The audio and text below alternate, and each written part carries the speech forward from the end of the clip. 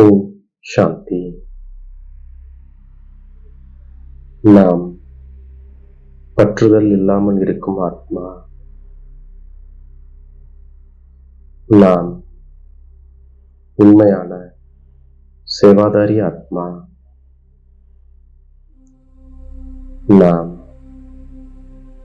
பரமாத்மா அன்பில் மூழ்கியிருக்கின்ற ஆத்மா. இப்பொழுது இந்த நாடகம் முடிவடைகின்றது. நாம் திரும்பி வீட்டிற்கு செல்ல வேண்டும். ஆகையால் இந்த உலகின் மீதுள்ள பற்றுதலை நீக்கிவிடுகின்றோம். வீட்டை மற்றும் புது ராஜ்யத்தை நினைவு செய்கின்றோம். தானம் கொடுத்த பொருள் மீது பற்றுதல் இல்லாமல் இருக்கும் பொழுதுதான் அதற்கு மதிப்பு ஏற்படுகின்றது. நாம் தானம் செய்வதே அடுத்த பிறவிக்காகத்தான். ஆகையால் இந்த பிறவியில் நம்மிடத்தில் என்னவெல்லாம் இருக்கிறதோ அதன் மீது இருக்கும் பற்றுதலை நாம் நீக்கிவிடுகின்றோம். ட்ரஸ்டியாக இருந்து நாம் பாதுகாக்கின்றோம். இங்கு நாம் எதை ஈஸ்வரிய சேவைக்காக பயன்படுத்துகின்றோமோ, மருத்துவமனை அல்லது கல்லூரி திறக்கின்றோமோ, அதன் மூலம் பலருக்கு நன்மை ஏற்படுகின்றது. அதற்கு கைமாறாக நமக்கு 21 பிறவிகளுக்கு பலன் கிடைத்து விடுகின்றது.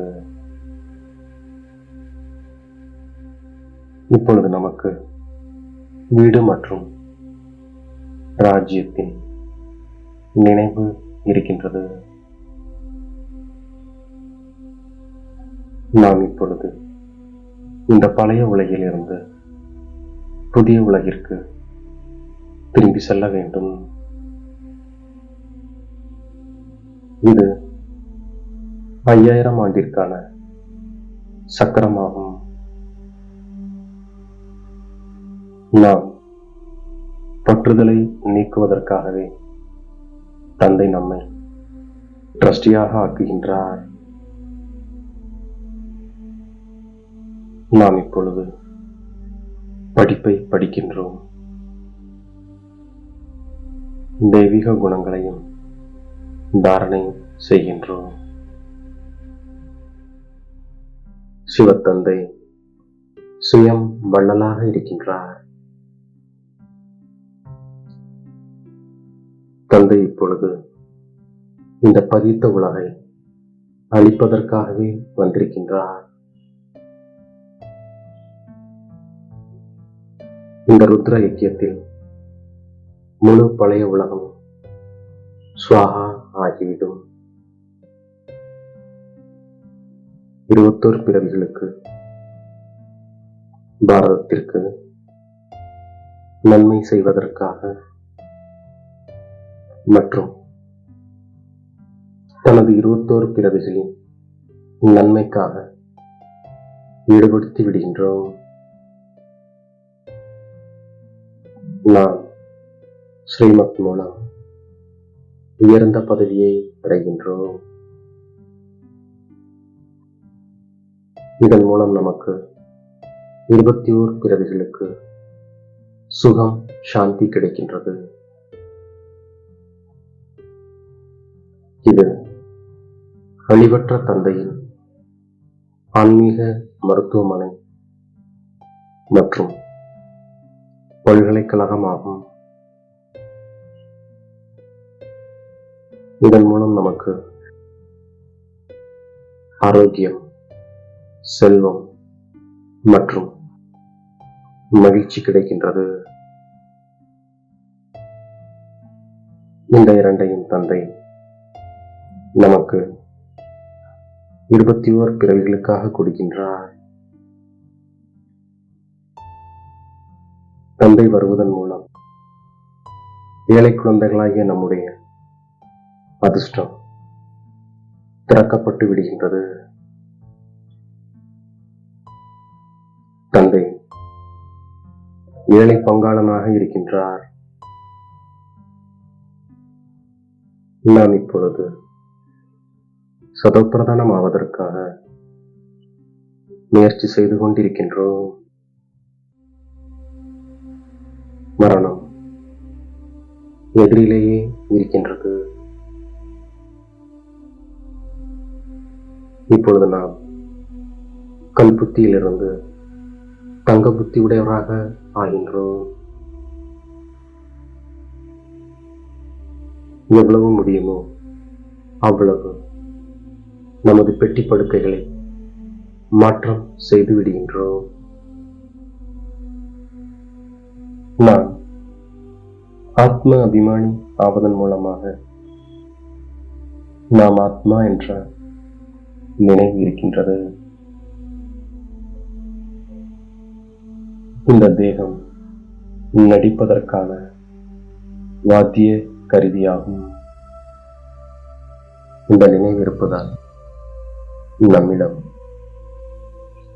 தெய்வீக குணங்களும் வந்து கொண்டே இருக்கின்றது. நாடகப்படி எப்பொழுது நேரம் முடிவடைகிறதோ அப்பொழுது தந்தை மீண்டும் வருகின்றார். இப்பொழுது நாம் எந்த அளவிற்கு நன்மை செய்து கொள்ள முடியுமோ அந்த அளவிற்கு நன்மை செய்து கொள்கின்றோம். நாம் ஆத்மாக்கள் 84 பிறவி சக்கரத்தில் வருகின்றோம். நாம் ஆத்மாக்கள் இந்த நாடகத்தில் நடிகர்களாக இருக்கின்றோம். நாம் இந்த ஆன்மீக அரசாங்க சேவைக்கும் நேரம் கொடுக்கின்றோம். நாம் நமக்காகவே சேவை செய்கின்றோம். நாம் நினைவு யாத்திரையில் இருக்கின்றோம். ஞானத்தின் மூலம் உயர்ந்த பதவியை அடைகின்றோம். நம்முடைய நினைவிற்கான அட்டவணையை வைக்கின்றோம். தந்தை மனித சிருஷ்டியின் விதையானவர். நாம் தீயதை பார்க்காமலும் தீயதை கேட்காமலும் தீயதை சொல்லாமலும் இருக்கின்றோம். எப்பொழுதும் நம்மை நாமே பார்க்கின்றோம். நாம் நம்முடைய படிப்பில் மூழ்கி இருக்கின்றோம். நாம் மிகுந்த குஷியுடன் இருக்கின்றோம். பகவான் நமக்கு தந்தையாக, ஆசிரியராக, சத்குருவாக இருக்கின்றார். அவரிடத்தில்தான் நாம் புத்தியோகத்தை வைக்கின்றோம். அவர்தான் முழு உலகின் நம்பர் 1 நாயகன் ஆவார். அவர் நம்மை நம்பர் 1 உலகிற்கு எஜமானர்களாக ஆக்கிவிடுகின்றார். பிராமண குடும்பத்தின் விசேஷ தன்மையை வேற்றுமையில் ஒற்றுமையாகும். நம்முடைய ஒற்றுமையின் மூலம்தான் முழு உலகிலும் ஒரே தர்மம், ஒரே ராஜ்யம், ஸ்தாபனை ஆகின்றது. சேவாதாரியாகிய நாம் நமக்காக இன்றி சேவைக்காக இருக்கின்றோம். நம்முடையது அனைத்தையும் சேவைக்காக அர்ப்பணிக்கின்றோம். பிரம்ம பாபா போன்று நம்முடைய ஒவ்வொரு கர்மேந்திரியத்தின் மூலம் சேவையை செய்து கொண்டிருக்கின்றோம். சுய சிந்தனை மற்றும் படிப்பில் மூழ்கி இருக்கின்றோம். உயிருடன் இருக்கும் பொழுதே அனைத்தையும் தானம் செய்து நம்முடைய பற்றுதலை நீக்கிவிடுகின்றோம்.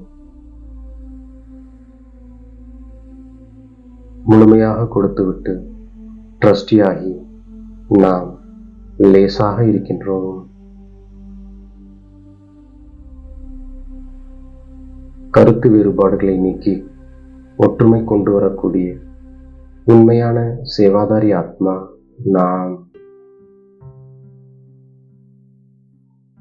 பரமாத்மா அன்பில் மூழ்கி துக்கமான உலகத்தை மறந்து நாம். நம்மை தேடி கண்டெடுத்த இனிமேலும் இனிமையான தாயும் தந்தையுமாகி பாப்தாதாவிற்கு கோடான கோடி நமஸ்காரங்கள். ஓம் சாந்தி.